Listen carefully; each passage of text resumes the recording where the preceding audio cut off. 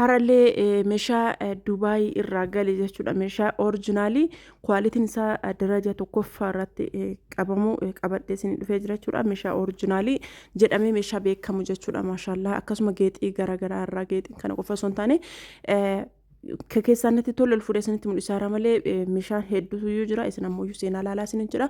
Viidiyoo kee kana osoo hin seenin hin dura osoo seentanii ilaalin hin dura laayikii tuqaa isin jira. Laayikii yoo tuqxanii nama hedduu bira akka faffaca'ee gahuuf na gargaara isin jira. Namni na jaalattanii fi namni boota na qabdan kam hundumti keessanuu laayikii tuqaa isin jira. Namni guddina kee hajamtan hundi keessanuu laayikii tuqaa. Laayikii yoo tuqxan viidiyoon kee nama hunda bira faffaca'ee gaha. Viidiyoo waraabamee argitan malee ifaajee guddaa fi xaarii guddaa qaba jechuudha. Baay'ee ifaajee qaba jechuudha. Akkasuma laayikii gochuun na jajjabeessaa isin jira. Assalamu alaikum warahmatullahi wabarakatuh. Shamarr kafuunee jaalatamtootaa fi kabajamtoota uummata Oromoo jira jirtu bakkuma jirtanitti nagaa fi kabajaan kennaa kan onni qulqulluurraa maddee isin biraa jiraatu isin jecha warroonni kiristaanallee shamarr kafuunee bakka amantii fi kutaadhaan osoo wal hin qoodin hundumti keessanuu bakkuma jirtanitti nagaa fi kabajaan kee isin biraa jiraachuu isin jedha. Harallee meeshaalee haarawaa meeshaa Dubaay irraa dhufe jechuudha. Meeshaalee hedduu rakabootiin darajaa baay'ee jira. Ka mastaawutiitu jira kan ammoo kan inboxii fi akkasuma yoo dogongore komentii irra barreessaa isin jedha. Inboxii an akkasitti beekaa afaan akkasitti na waama jechuudha. Namoonni kana caalee afaan qajeelfatan inboxii jedhaani. Namni kana caalee afaan qajeelfatan komentii irratti barreessaa isin jedha. Inboxii fi kan mastaawutii jechuudha. Rakabootiin akkasuma rakabootii Dubaayiiti.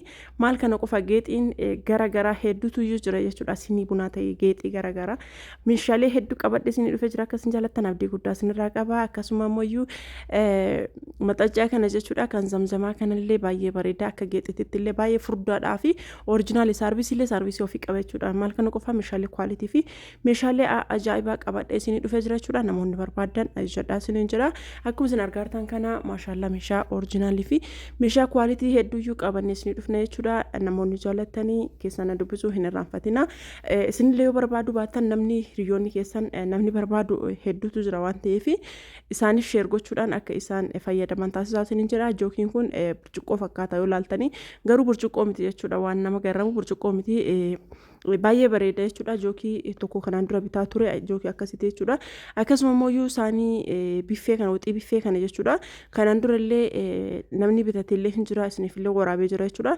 Ammallee ka sibiila kanaan dhufe jechuudha. Gurreen isaa sibiila kan jalaa ammoo mastaawutii furdaadha jechuudha. Jalli isaa kun boota shaamaatti qabsiisan jechuudha. Bootaan kun baay'ee bareeda jechuudha. Maashaallah namoonni barbaadan isallee bitachuu ni dandeessan isin jira. Layyatti jedhee dhufe jechuudha. Maashaallah baay'ee bareeda. Meeshaaleen waxii biffee itti buusan jechuudha. Kan meeshaan biffee jechuudha. Meeshaa ajaa'ibaatu jira. Akkasuma ammoo geexiin kaabaa kana jechuudha. Baay'ee jaaladhe baay'ee natti tolte jirti. Isinillee yoo barbaadan mana keessanitti galfadhaa isin jira. Baay'ee bareeda maashaalladha. Hedduu namatti tola. Nama musliimaa ta'e kamiyyuu kan kana hin jaalanne hin jiru jechuudha. Galfadhaa mana keessanitti isin jedha. Maashaallah baay'ee bareeda waan ta'eef hedduu bareeda namatti tola. Akkanattuyyuu namatti tola ammoo akkaataan inni itti bareedu argitanii hedduu jaaladha jechuudha. Namoonni barbaadan isallee bitadhaa isin jedha. Gatiin isaa xiqqoo qaaliidha. Akkasuma ammoo jabanaa aananii jechuudha yookiin makarajii aananii kanallee namni feetan namni nagaafataa turtan illee hin jirtani isallee namni barbaadan bitadhaa isin jira. Geexii hedduutu jira kun illee kama biffeeti jechuudha. Kan akka duratti isin mul'iseessan jechuudha. Akkasuma immoo saarvisii kana wantuma barbaadaniif fayyadamuu dandeettani. Akkaataan isaa akkaataa saarvisii jechuudha. Warri rakabootii Dubaayii qabdani baay'ee isin barbaachisa jedhee wanta yaadeef jechuudha. Qabadhee isin dhufee jira. Geexii baay'ee jira jechuudha. Isin ammoo kam isinitti tolee fi kafeetan keessaa bitadhaa isin jira. Akkasuma immoo baay'ee meeshaa oriijinaaliidha jechuudha. Kanallee namni nagaafataa turtanii hin jirtan jechuudha. Jabanaa zamzamaa kana kan isin ofirraa qabu kana jechuudha. Saarvisii kan qabu kanaan namni nagaafatan kanaan dura hin jirtanii keessaan jechuudha. Keessaan namni nagaafatee hin jira. Akkasuma immoo meeshaa aananiitii fi meeshaa qimamii jechuudha. Amma kunniin kan qimamii jechuudha. Namoonni barbaadan bitadhaa isin jedha. Akkasuma immoo kan boombaa jechuudha. Jookiin boombaa hedduu suyyuu dhufeera jechuudha. Akkaataa isin barbaadaniin kan garaagarummaan isaa qabu burcuqqoodha. Garuu gatiin isaa tokkuma hundumtuu tokkuma jechuudha. Kan boombaa qabu ta'ee hunduu tokkuma isin kan barbaadan keessa filadhaa isin jedha. Kunneen illee ka biffeete jechuudha. Baay'eetu dhufe jechuudha. Maashaallah hedduu ka babbareeduu fi baay'ee kan namatti tolu ka biffee kunniin hedduu irra deddeebi'amee dhufee jira jechuudha. Jookiin kunillee jookiidha jechuudha. Inni biraa makarajii kana jechuudha. Makarajii kana kaleessa Libaazarii keessatti illee waraabee jira jechuudha. Maashaallah baay'ee bareeda. Makarajiin aannanii kun aynata baay'eetu jira. Aynata hedduu jira jechuudha. Baay'ee bareeda. Iidaaf galee malee meeshaaleen akkanaa kun yeroo baay'ee irra deddeebi'amee hin galamu. Sababni isaa saarbisii qaba jechuudha. Jookiin kunillee burcuqqoon isaallee akkana jira. Saarbisii qaba. Meeshaan akkanaa kun yeroo baay'ee maaliif irra deddeebi'ee hin galle namni baay'ee hin bitu. Yeroo iidaa kana waan bitaniif jecha yeroo iidaa kana galchan malee yeroo iidaa kana waraaba galchan malee yookaan baay'een galchan jechuudha. Jabanaan aananii jechuudha hedduu jira jechuudha maashaallah. Akkasuma immoo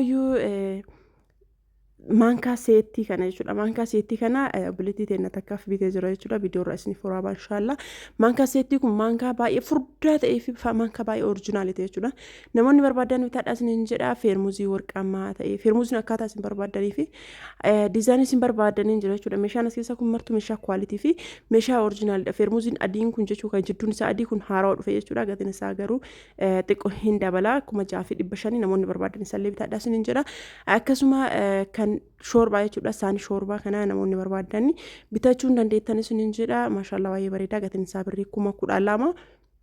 Saani shorbaa amarra qabeessanii mul'isaa kana jechuudha. Gatiin isaa birrii 12,000 namoonni bitachuu barbaadan isallee bitaadhaa isiniin jedha. Gatii hunda isaa keessaa hin beeku beeku isinitti himaa jira waan ta'eef akkasuma saaniin kun saanii feermuziiti. Fireen sadii isaa kun saanii feermuziiti baay'ee bareeda. Kan itti aanee jiru immoo saanii shakalaati. Kan itti aanee jirullee shakalaadha jechuudha. Gurraachi kunillee feermuziidha jechuudha. Saanii hedduutu jiru. Kunniin akkuma jirutu shakalaadha jechuudha. Isaan lama bicha feermuziin jechuudha. Daalacha jalqabaa kanaa fi akka israasii jiru kana akkasuma immoo feermuziin kun feermuziin lama lachuuyyuu maqannashaa sukkaaraa qaba jechuudha. Lachuuyyuu argitanii maqannashaa qaba jechuudha.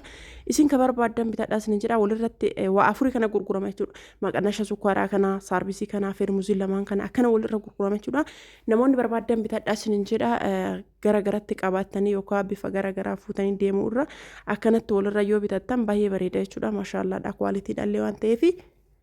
quality dhallee waan ta'eef bitadhaa isiniin jedha. Baay'ee bareeda waan ta'eef meeshaalee orijinaalii kanneen warri meeshaa bitachuuf qophii qabdan jechuudha. Lafarra harkisina keessattuyyuu namni booda galla jettanii lafarra harkistan adadumaan meeshaan isin jalaa dabalaa jira isin jalaa waddadaa jira.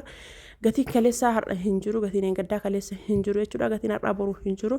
Akkasuma burcuqqoon kun seetii 24 jechuudha. Dheeraan kunniin illee 12 gaggabaabaan kunniin illee 12 akkasuma rakabootiin jechuudha. Rakabootiin mastaawotii fi Impoksii fi mastaawotii jira jechuudha.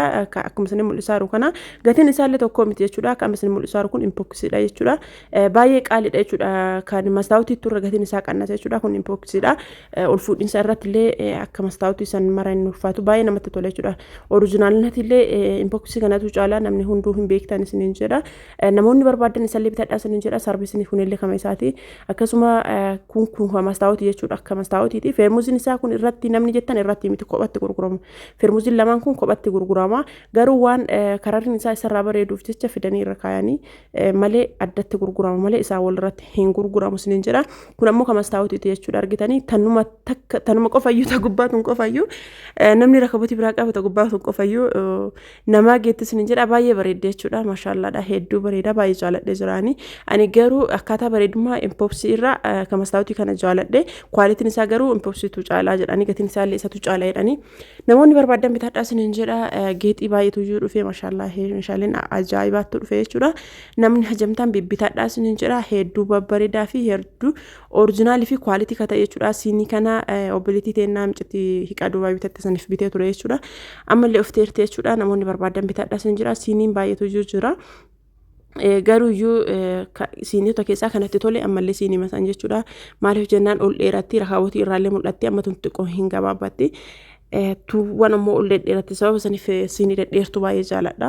Maaliif jennaan rakabotii irrallee yookaan rakabotii irraallee ol dheerattee bareeddi. As biratti amma kunillee kan mastaawotii fi kan poksistee jechuudha. Mastaawotiidha jechuudha kunneen akka achi aanu sunillee kunillee jechuudha. Namoonni barbaadan bitadhaa isin jedha hedduu bareeda argitanii maashaallaadha. Sarbiisni isaallee baay'ee bareeddi jechuudha maashaallaadha. Akkuma isin argartan kana sarbiisni isaallee akkasuma bareeddi. Waan hundumti isaattuu bareeda jechuudha. Bitadhaa isin jedha namoonni bitachuu barbaadani. Kamastaawoti namni bitan weettan kana bitachuu hin dandeettan jechuudha. Baay'ee bareeda wanta ta'eef akkasuma bifti isin barbaadan jira jechuudha. Inni kun adiillee hin jedhamu bifa akkamiiti isin jedha. Isinitti mul'ata miti bifa adii hin jedhamu garuu adii hin jedhamu kireemillee hin jedhama israasiillee hin jedhamu. Garuu adiin jedhamu walumaa galatti bifa adii hin jedhamu adii makateera malee adii hin jedhamu jechuudha kireemii makateera akkasuma rakabotii Dubaayii jechuudha akkana fakkaata meeshaaleen keenyarra kan isin qabadhe dhufe akkana fakkaata yoo jaalattan keessan dubbisuun irraanfatinaa isiniin jedha lakkoofsa bilbilaa kiyya duwwaa 972 duwwaa 2519 irratti boota isin barbaadaniit fi naannoo keessanitti isin geessuu danda'a warroonni meeshaan keessan isin bahini waluma dura duubaan isin baasa waan ta'eef obsaan eeggadhaa isiniin jedha akkana fakkaata viidiyoon kiyyarraa kuni namni kamiyyuu laayikii tuqaa isin jira laayikii tuquu hin irraanfatinaa daraa isin jedhee jira meeshaalee akkana babbareedu kan akka qabadhe isin dhufuuf na jajjabeessaa.